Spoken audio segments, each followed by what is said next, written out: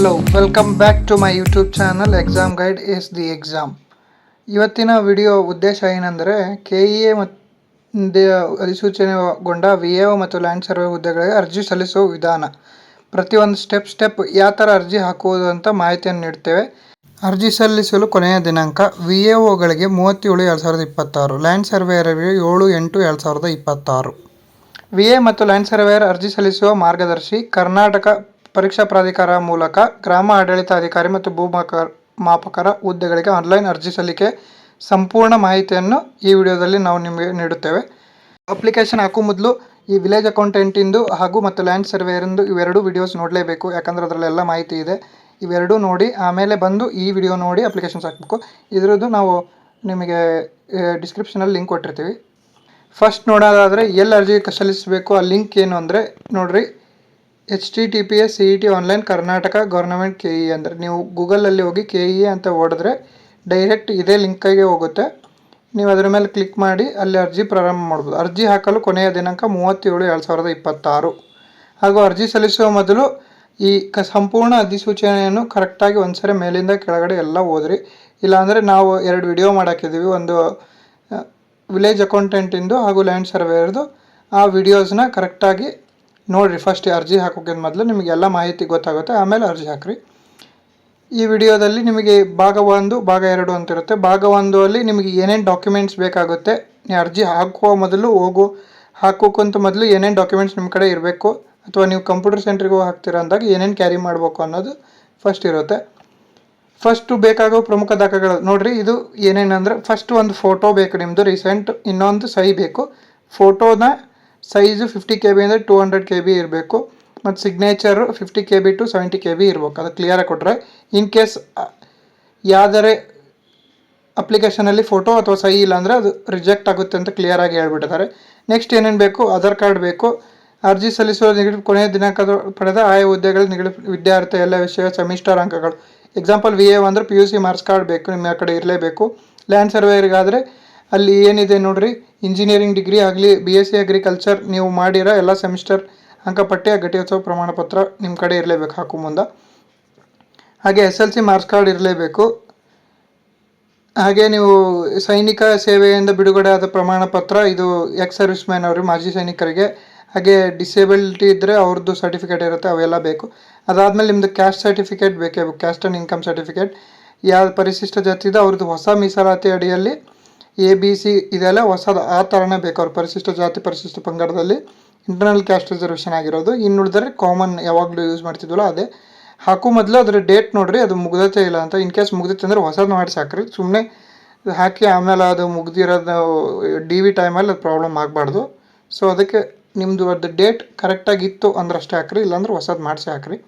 ಅದೇ ಗ್ರಾಮೀಣದ್ದು ನೋಡಿರಿ, ಮತ್ತು ಇವೆಲ್ಲ ಇರಬೇಕು. ಕನ್ನಡ ಮಾಧ್ಯಮ ಅದು ಇವೆಲ್ಲ ಇಷ್ಟಿರುತ್ತೆ. ಇಷ್ಟು ಡಾಕ್ಯುಮೆಂಟ್ಸ್ ಬೇಕು. ಒಂದು ಫೋಟೋ, ಮೇನ್ ಫೋಟೋ, ಸಿಗ್ನೇಚರ್ ಹಾಗೂ Aadhaar card, SLC marks card, ಇವು basic things. PUC marks card, degree ಪ್ರಮಾಣ ಪತ್ರ, ಮೀಸಲಾತಿ ಹಾಗೂ ನಿಮ್ಮ ಗುರುತಿನ ಚೀಟಿ ನೋಡಿರಿ. ಮೊಬೈಲ್ ಸಂಖ್ಯೆ ಇಷ್ಟು. ಮೊಬೈಲ್ ನಂಬರ್ ನೀವು ಯಾವ್ದು ಆ್ಯಕ್ಟಿವ್ ಇರುತ್ತೆ ಅದನ್ನು ಕೊಡಿರಿ.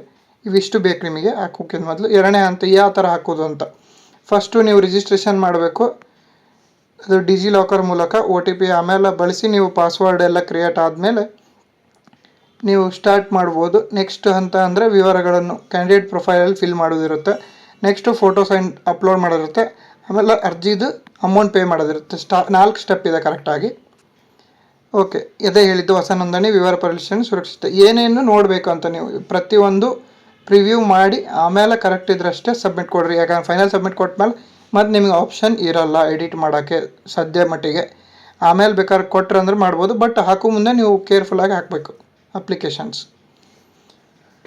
ನೆಕ್ಸ್ಟು ಎಷ್ಟಿದೆ ಫೀಸು ಅನ್ನೋಕ್ಕೆ 750 ರೂಪೀಸ್ ಇದೆ, ಮತ್ತು ಇದಕ್ಕೆ 500 ರೂಪೀಸ್ ಇದೆ, 250 ರೂಪೀಸ್ ಇದೆ.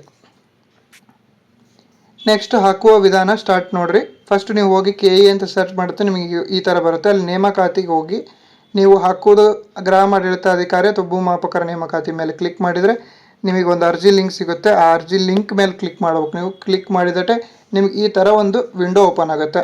ಈ ಥರ ವಿಂಡೋ ಓಪನ್ ಆದಟ್ಟೆ ನೀವು ಹೊಸಬ್ರಿದ್ದೆ ಅಂದರೆ ಡಿಜಿಟಲ್ ಮೂಲಕ ನೋಂದಾಯಿಸಿ ಅಂತ ಬರ್ತದೆ, ಡಿಜಿಲಾಕರ್ ಮೂಲಕ. ಅದ್ರ ಮೇಲೆ ಕ್ಲಿಕ್ ಮಾಡಿದರೆ ನಿಮಗೆ ಈ ಥರ ಬರುತ್ತೆ. ನಿಮ್ಮದು ಆಧಾರ್ ನಂಬರ್ ಹಾಕ್ರಿ, ನೀವು ಕೊಟ್ಟರೆ ನಿಮ್ಮದು ಆಲ್ರೆಡಿ ಡಿಜಿ ಲಾಕರ್ ಇತ್ತಂದ್ರೆ ಅದು ಪಿನ್ ಕೇಳುತ್ತೆ, ಆ ನಿಮ್ದು ಪಿನ್ ನೆನ್ಪು ಮಾಡ್ಕೊಂಡು ಹಾಕ್ರಿ. ಇನ್ ಕೇಸ್ ನೆನಪಿಲ್ಲ ಅಂದ್ರೆ ಫಾರ್ಗಾಟ್ ಅಂತ ಹೊಡೋದು ಮತ್ತೊಂದು ರಿಸೆಟ್ ಮಾಡಿ ಹಾಕ್ರಿ. ಇನ್ ಕೇಸ್ ನೀವು ಹೊಸ್ತಾ ಮಾಡಿಲ್ಲ ಅಂದ್ರೆ ಆಧಾರ್ ಕಾರ್ಡ್ ನಂಬರ್ ಹಾಕಿ ಹೊಸ್ದಾಗಿ ಡಿಜಿ ಲಾಕರ್ ಅಕೌಂಟ್ ಕ್ರಿಯೇಟ್ ಮಾಡಿ ಅಲ್ಲಿಂದ ಅದು ನಿಮಗೆ ಓಪನ್ ಆದಟ್ಟೆ ಅದು fetch the details, fetch the documents ಅನ್ನುತ್ತೆ. ಅದು ಎಲ್ಲ ಫೆಚ್ ಮಾಡುತ್ತೆ. ಆ ಫೆಚ್ ಮಾಡಿದಷ್ಟೇ ನಿಮ್ಮದು ರಿಜಿಸ್ಟ್ರೇಷನ್ ಕಂಪ್ಲೀಟ್ ಆಗುತ್ತೆ. ಅಷ್ಟು ಕಂಪ್ಲೀಟ್ ಆದಮೇಲೆ ಏನಿರುತ್ತೆ ಅಂದ್ರೆ ನೆಕ್ಸ್ಟ್ ಬಂದು ನೀವು ಇಲ್ಲಿ ಯೂಸರ್ ನೇಮ್ ಹಾಕಿ OTP ತಗೋಬೋದು. OTP 3 ಇದು ತಗೋಬೋದು. ಒಂದು ವಾಟ್ಸಪ್ಪಲ್ಲಿ ತಗೋಬೋದು, ಒಂದು ಮೇಲಲ್ಲಿ ತಗೋಬೋದು, ಇಲ್ಲ ನಿಮ್ಮದು ನಾರ್ಮಲ್ ಮೆಸೇಜಲ್ಲಿ ತಗೋಬೋದು. ನಾನು ತಗೊಂಡು ಪಾಸ್ವರ್ಡ್ ಹಾಕಿ ನೀವು ಸೈನ್ ಇನ್ ಆದರೆ ನೆಕ್ಸ್ಟ್ ಸ್ಟೆಪ್ಸ್.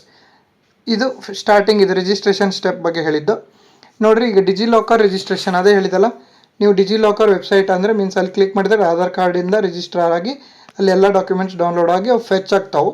ಫೆಚ್ ಆದರೆ ರಿಜಿಸ್ಟ್ರೇಷನ್ ಕಂಪ್ಲೀಟ್ ಆಗುತ್ತೆ, ನಿಮ್ಮದು ಯೂಸರ್ ನೇಮ್ ಬರುತ್ತೆ.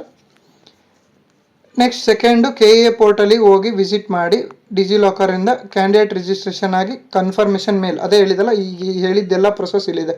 ನಿಮಗೆ ಕನ್ಫರ್ಮೇಷನ್ ಮೇಲ್ ಬರುತ್ತೆ, you have been registered to the KEA portal ಅಂತ ಒಂದು ರಿಜಿಸ್ಟ್ರೇಷನ್ ಆಗಿರೋದು ಕನ್ಫರ್ಮೇಷನ್ ಮೇಲ್ ಬರುತ್ತೆ. ಇದು ಫಸ್ಟ್ ಸ್ಟೆಪ್. ಸೆಕೆಂಡ್ ಸ್ಟೆಪ್ಸ್ ಒಳಗೆ ನೀವು ಏನೇನು ಇರುತ್ತೆ ಅಂತ ಈ ಕ್ಯಾಂಡಿಡೇಟ್ ಡ್ಯಾಶ್ ಬೋರ್ಡ್ ಇದೆಯಲ್ಲ, ಇದೇ ನಿಮ್ಮದು ಸೆಕೆಂಡ್ ಸ್ಟೆಪ್. ಅಲ್ಲಿ ಹೋಗಿ ನೀವು ನೋಡಿದರೆ ಆ್ಯಕ್ಟಿವ್ ಯಾವಿದೆ ಅಂತ ಇಲ್ಲಿ ಈಗ ಸದ್ಯ ಆ್ಯಕ್ಟಿವ್ 4 ತೋರಿಸ್ತಿದೆ. ನೀವು ಅಪ್ಲೈ ಮಾಡಿದಂಗೆ ಯಾವ್ಯಾವ ಅಪ್ಲೈ ಮಾಡ್ತೀರಿ ಅವು ಬರುತ್ತೆ. ಇನ್ನು ಪ್ರೊಫೈಲಲ್ಲಿ ಹೋಗಿ ನೀವು ಪ್ರತಿಯೊಂದು ಡೀಟೇಲ್ಸ್ ಫಿಲ್ ಮಾಡಬೇಕಾಗುತ್ತೆ. ಆಮೇಲೆ ಪೇಮೆಂಟ್, ಆಮೇಲೆ ನೀವು ಇಲ್ಲಿ ಡೌನ್ಲೋಡ್ ಮಾಡ್ಕೋಬೋದು ರಿಪೋರ್ಟ್ ಸೆಂಟ್ರಲ್ಲಿ. ಇದು ಫಸ್ಟ್ ಸ್ಟೆಪ್ನ ಹೇಳಿದಲ್ಲ, ರಿಜಿಸ್ಟ್ರೇಷನ್ ಸ್ಟೆಪ್ಪು ಅದೇ ಇದು. ಓಕೆ, ಈಗ ನಾವು ಕ್ಯಾಂಡಿಡೇಟ್ ಪ್ರೊಫೈಲ್ ಫಿಲ್ ಮಾಡೋದು ಬರೋಣ. ಇಲ್ಲೇ ಇರೋದು ಮೇಜರಾಗಿ ಕ್ಯಾಂಡಿಡೇಟ್ ಪ್ರೊಫೈಲ್ ಫಿಲ್ ಮಾಡೋದು ಸಿಂಪಲ್ ಇರುತ್ತೆ. ನೀವು ಒನ್ಸ್ ಲಾಗಿನ್ ಆದಟ್ಟೆ ಅಲ್ಲಿ ಕ್ಯಾಂಡಿಡೇಟ್ ಪ್ರೊಫೈಲ್ ಅಂತ ಸೈಡಿಗೆ ಇರುತ್ತೆ. ನಿಮಗೆ ಈ ಕಾರ್ನರಲ್ಲಿ ಬರುತ್ತೆ ಇಲ್ಲಿ ಕ್ಯಾಂಡಿಡೇಟ್ ಪ್ರೊಫೈಲ್ ಅಂತ, ಅದ್ರ ಮೇಲೆ ಕ್ಲಿಕ್ ಮಾಡಿದಟ್ಟೆ ನೀವು ಓಪನ್ ಆಗುತ್ತೆ. ಓಪನ್ ಆದಟ್ಟೆ ನಿಮಗೆ ಬೇಸಿಕ್ ಡೀಟೇಲ್ಸ್ ಬರುತ್ತೆ. ಏನು ಬೇಸಿಕ್ ಡೀಟೇಲ್ಸ್ ಅಂದ್ರೆ ನೇಮು, ಫೋನ್ ನಂಬರು ಅಥವಾ ನಿಮ್ಮದು ಅಡ್ರೆಸ್ಸು, ಈ ಥರ ಬೇಸಿಕ್ ಡೀಟೇಲ್ಸ್. ನೀವು ಕನ್ನಡ ಮೀಡಿಯಮ್ ಓದಿರಾ ಆ ಥರದ್ದು ಕೇಳ್ತಾರೆ ಕ್ವಶನ್ಸು, ಅವನ್ನೆಲ್ಲ ಫಿಲ್ ಮಾಡಿರಿ. ಅಥವಾ ಕನ್ನಡ ಕಂಪಲ್ಸರಿ ಎಕ್ಸಾಮ್ ಬರ್ದಿರಾ ಆ ಥರ ಬೇಸಿಕ್ ಡೀಟೇಲ್ಸ್ ಬರ್ತಾವೆ, ಒಂದು 4-5 ಅವ್ನು ಫಿಲ್ ಮಾಡಿರಿ. ಕರೆಕ್ಟಾಗಿ ನೋಡಿ ಕ್ರಾಸ್ ವೆರಿಫೈ ಮಾಡಿ ಫಿಲ್ ಮಾಡಿರಿ. ನೆಕ್ಸ್ಟ್ ಅದು ಆದಟ್ಟೆ ಸೇವ್ ಆ್ಯಂಡ್ ನೆಕ್ಸ್ಟ್ ಕೊಟ್ರಿ ಅಂದರೆ ನೀವು ಅದರ ನೆಕ್ಸ್ಟ್ ಇಲ್ಲಿ ಬರುತ್ತೆ SLC ಡೀಟೇಲ್ಸ್. ನಿಮ್ದು SLC ಡೀಟೇಲ್ಸ್ ಫಿಲ್ ಮಾಡ್ಬೇಕು. ಫಿಲ್ ಮಾಡ್ತೀರಾ, ನಿಮ್ದು ಏನು ನಂಬರ್ ಹಾಕ್ತೀರಿ, ಡಿಜಿ ಲಾಕರ್ ಏನು ತಗೊಂತಂದ್ರೆ ಎಲ್ಲ ಡೀಟೇಲ್ಸ್ ಅದ ಫಿಲ್ ಆಗ್ಬಿಡ್ತೈತಿ. ಚೆಕ್ ಮಾಡಿರಿ, ಸೇವ್ ಆ್ಯಡ್ ಅಂತ ಕೊಡ್ರಿ. ಆ್ಯಡ್ ಕೊಟ್ರಿ ಅಂದರೆ ನೆಕ್ಸ್ಟ್ ನೀವು PU ಡೀಟೇಲ್ಸ್ ಹಾಕ್ಬೇಕು. ಸಿಮಿಲರ್ಲಿ ನಂಬರ್ ಹಾಕತ್ತೆ ಎಲ್ಲ ಫೆಚ್ ಆಗುತ್ತೆ ನಿಮ್ಮ ಡಿಜಿ ಲಾಕರಿಂದ. ಆಲ್ಮೋಸ್ಟ್ ಆಗಿಲ್ಲ ಅಂದರೆ ಮ್ಯಾನ್ಯುವಲ್ ಎಂಟ್ರಿ ಮಾಡಿರಿ ಅಷ್ಟೇ, ಸಿಂಪಲ್. PUC ಆದಮೇಲೆ ಡಿಗ್ರಿ ಇರುತ್ತೆ. ಈ ಲ್ಯಾಂಡ್ ಸರ್ವೇಯರಿಗೆ ಡಿಗ್ರಿದು ಹಾಕಬೇಕು. ಇಷ್ಟು ಆದ PUC ಡೀಟೇಲ್ಸ್ ಆದಮೇಲೆ ನಿಮ್ದು ರಿಸರ್ವೇಷನ್ ಡೀಟೇಲ್ಸ್ ಬರ್ತೈತಿ. ರಿಸರ್ವೇಷನ್ಸ್ ಡೀಟೇಲ್ಸಲ್ಲಿ ಏನಂದ್ರೆ ನಿಮ್ದು RD ನಂಬರ್ ಹಾಕತ್ತೆ, ಅದ ನಿಮ್ದು ಕ್ಯಾಸ್ಟು ತಗೊಂತ ಎಲ್ಲ ತಗೊಂತಿ ನೋಡಿರಿ. ಅದಾದಮೇಲೆ ಅಲ್ಲಿ ಒಂದು ಸ್ವಲ್ಪ ಕ್ಲೇಮ್ಸ್ ಇರ್ತಾವೆ. Are you belonging to HK, have you studied Kannada as a first and like second language, do you have a reservation of ex service man, ಈ ಥರ ಬರ್ತಾವೆ. ಎಸ್ ಆರ್ ನೋ ಕೊಟ್ಕೊಂತ ಹೋಗ್ರಿ. ಇದಾದಮೇಲೆ ಎಡಿಷ್ನಲ್ ಕ್ವಾಲಿಫಿಕೇಷನ್ಸ್ ಏನಾರು ಎಸೆನ್ಷಿಯಲ್ ಇದ್ರಾಗೆ degree ಈಗ engineering ಮತ್ತು ಅಗ್ರಿಕಲ್ಚರ್ ಮಾಡಲೇಬೇಕು ಅಂತ ಐತಿ. ಇನ್ನೂ ಬೇರೆ ಡಿಗ್ರೀಸ್ ಇದಾವೆ, ಎಕ್ಸಾಂಪಲ್ ಅವನ್ನೆಲ್ಲ ಎಡಿಷ್ನಲ್ ಕ್ವಾಲಿಫಿಕೇಷನ್ಸಲ್ಲಿ ಹಾಕ್ಬೋದು. ನಿಮ್ದು ಏನು ರೆಡಿಷನ್ ನೀವು PhD GHD ಮಾಡಿದ್ರೆ ಅವನ್ನೆಲ್ಲ ಇಲ್ಲಿ ಹಾಕ್ಬೋದು. ನೆಕ್ಸ್ಟ್ ನೀವು ವರ್ಕ್ ಮಾಡ್ತಿದ್ರೆ ಅದು ಕೇಳ್ತದೆ, do you have work experience are you working ಅಂತ ಕೇಳ್ತೈತಿ. ವರ್ಕ್ ಮಾಡಿದ್ರೆ ಎಸ್ ಅಂತ ಹಾಕಿ, ಏನು ಅದ್ರ ಎಲ್ಲ ಹಾಕ್ರಿ, ಅವೆಲ್ಲ ಹಾಕ್ರಿ. ಇಲ್ಲ ಅಂದರೆ ಸಿಂಪಲ್ಲಾಗಿ ನೋ ಅಂತ ಹಾಕಿ ನೆಕ್ಸ್ಟ್ ಡಾಕ್ಯುಮೆಂಟ್ ಅಪ್ಲೋಡಿಗೆ ಬರುತ್ತೆ. ಇಲ್ಲಿ ನಾವು ಹೇಳಿದ್ವಲ್ಲ ಫೋಟೋ ಮತ್ತು ಸೈನ್ 2 ಅಪ್ಲೋಡ್ ಮಾಡಿರಿ. ಅವ್ರು ಹೇಳ್ಯಾರಲ್ಲ ಸ್ಪೆಸಿಫಿಕೇಷನ್ಸು, ಆ ಸ್ಪೆಸಿಫಿಕೇಷನ್ಸಲ್ಲೇ ಅಪ್ಲೋಡ್ ಮಾಡಿರಿ. ಇಷ್ಟೆಲ್ಲ ಆದಮೇಲೆ ಪ್ರಿವ್ಯೂ ಅಪ್ಲಿಕೇಶನ್ ಅಂತ ಬರುತ್ತೆ, ಅದನ್ನು ಓಪನ್ ಮಾಡಿ ಕ್ಲೀನಾಗಿ ಮೇಲಿಂದ ಒಂದು ಕೆಳಗೆ ಅಷ್ಟು ನೋಡಿರಿ. ನೋಡಿ ಆದಮೇಲೆ ನೀವು ಡಿಕ್ಲರೇಷನಿಗೆ ರೈಟ್ ಮಾರ್ಕ್ ಅಂತ ಹಾಕಿ ಸಬ್ಮಿಟ್ ಕೊಟ್ಟರೆ ಅಲ್ಲಿಗೆ ಮುಗೀತು ನಿಮ್ಮದು. ಫೈನಲ್ ಸಬ್ಮಿಟ್, ಇಲ್ಲಿ ಫೈನಲ್ ಸಬ್ಮಿಟ್ ಅಂತ ಕೊಟ್ರೆ ಅಂದ್ರೆ ಮುಗೀತು. ಏನೇನು ಎಡಿಟ್ ಮಾಡೋಕ್ಕೆ ಬರಲ್ಲ, ಜಸ್ಟ್ ಅಮೌಂಟ್ ಪೇ ಮಾಡ್ಬೇಕಾಗತ್ತೆ. ಸೊ ಪ್ರಿವ್ಯೂನ ಭಾಳ ಕೇರ್ಫುಲ್ಲಾಗಿ ನೋಡ್ಕೊರಿ. ಫೈನಲ್ ಸಬ್ಮಿಟ್ ಕೊಟ್ರಿ. ನೆಕ್ಸ್ಟ್ ನೀವು select post and pay fee ಅಂತ ಇರುತ್ತಲ್ಲ, ಅಲ್ಲಿ ಸೆಲೆಕ್ಟ್ ಪೋಸ್ಟ್ ಮಾಡಿರಿ. ಯಾವುದು ನಿಮ್ಮದು ಪ್ರಿಫರೆನ್ಸ್ ಅಂತ ನೋಡಿರಿ. HK ನಾನ್ HKದಲ್ಲೇ ಅವನ್ನೆಲ್ಲ ಹಾಕಿ ನೀವು ಪೇ ಮಾಡಿರಿ ಅಮೌಂಟ್. ಪೇ ಮಾಡಿದ ಮೇಲೆ ಏನು ಫೈನಲ್ ಆಗಿ ಪೇ ಮಾಡಿದ ಮೇಲೆ ಸ್ಲಿಪ್ ಬರುತ್ತೆ, ಎಲ್ಲ ಸಕ್ಸಸ್ಫುಲ್ ಆಗುತ್ತೆ. ಎಲ್ಲಿ ಅಪ್ಲಿಕೇಶನ್ ಡೌನ್ಲೋಡ್ ಮಾಡ್ಕೊ, ರಿಪೋರ್ಟ್ ಸೆಂಟರ್ ಅಂತ ಇರುತ್ತೆ, ಇದೇ ಕಾರ್ನರಿಗೆ ಹೋಗ್ರಿ ನೀವು. ಈ ಕಾರ್ನರ್ ಕ್ಯಾಂಡಿಡೇಟ್ ಡ್ಯಾಶ್ಬೋರ್ಡ್ ಆದಮೇಲೆ ಇಲ್ಲಿ ರಿಪೋರ್ಟ್ ಸೆಂಟರ್ ಇರುತ್ತೆ. ಆ ರಿಪೋರ್ಟ್ ಸೆಂಟ್ರಿಗೆ ಹೋಗಿ ಅಲ್ಲಿ ಡೌನ್ಲೋಡ್ ಅಂತ ಇರುತ್ತೆ, ಅಲ್ಲಿ ಡೌನ್ಲೋಡ್ ಮಾಡ್ಕೊಂಬಿಟ್ರೆ ಮುಗೀತು ನಿಮ್ಮದು. ಫೈನಲ್ ಇಲ್ಲಿ ಮುಗದೇ ಬಿಡ್ತು, ಅದನ್ನ ಪ್ರಿಂಟೌಟ್ ತೆಗೆದು ಇಟ್ಕೋರಿ ಸೇಫಾಗಿ. ವೆರಿಫೈ ಡೀಟೇಲ್ಸ್ ಮಾಡ್ಕೊರಿ, ಇನ್ನೊಂದ್ಸರಿ ಚೆಕ್ ಮಾಡಿರಿ. ಇಷ್ಟೇ.